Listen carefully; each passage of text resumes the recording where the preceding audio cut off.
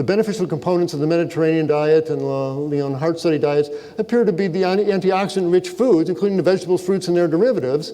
Most likely the heart benefits of the Mediterranean diet are due to it being basically a vegetarian diet. They're probably getting healthier in spite of the olive oil, not because of it. The Greeks, by the way, are the fattest country in Europe. They have the highest rate of obesity of all the European nations. And when they looked at the women who were obese, and they did fat biopsies and analyzed the actual fat in their fat stores, 55% of the fat came from olive oil. It sticks to you.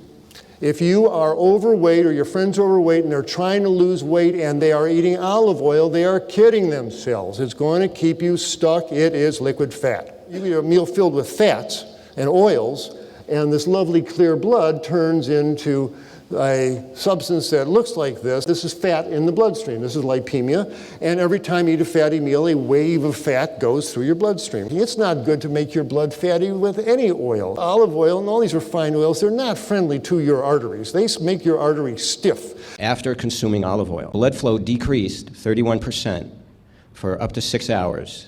Of the National Cancer Institute, olive oil, along with meat and dairy, is implicated a risk factor for breast cancer. When we look at the addition of olive oil to a diet over no oil, we find that it actually increases heart attack rate and increases LDL, or the bad cholesterol. So it's not that olive oil has any beneficial effects on the heart, it's just that it's not as bad as some other fats might have been replaced with.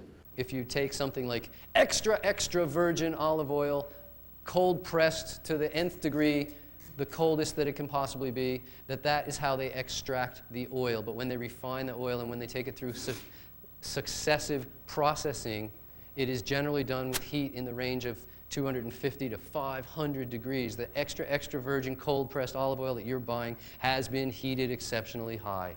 Olive oil, corn oil, safflower oil, flaxseed oil. These free oils, even though they may be vegetarian, they're not foods. That's just oil. You left everything else behind. And as a result, these oils are very toxic.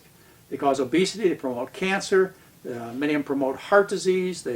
With the obesity comes all kinds of problems like type 2 diabetes and damage to the joints. So one of the bigger mistakes people make is they switch to a healthier diet, but they don't put away the bottle of olive oil. Now let's go by the numbers. Per tablespoon, how's it doing on calories? 2.5 times. Does it have any protein and amino acids? No. Does it have any carbohydrates and glucose for your brain and muscles? No. Does it have any fiber? No. Does it have any fat? 14 grams. Does it have any vitamins? Well, it's got a little trace of vitamin E. Does it have any minerals? It is the most calorie-dense food we have, 4,000 calories in every pound.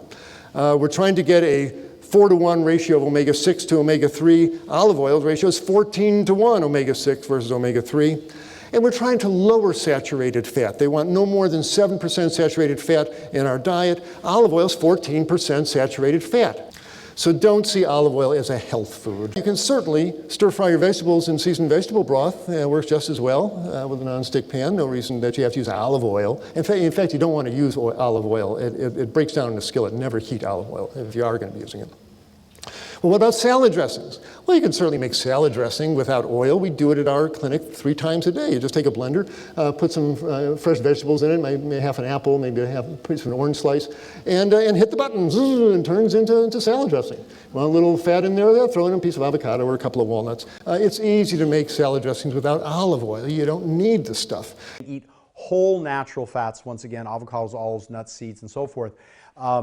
And you know you'll get the essential fatty acids. These oils will concentrate in the body fat.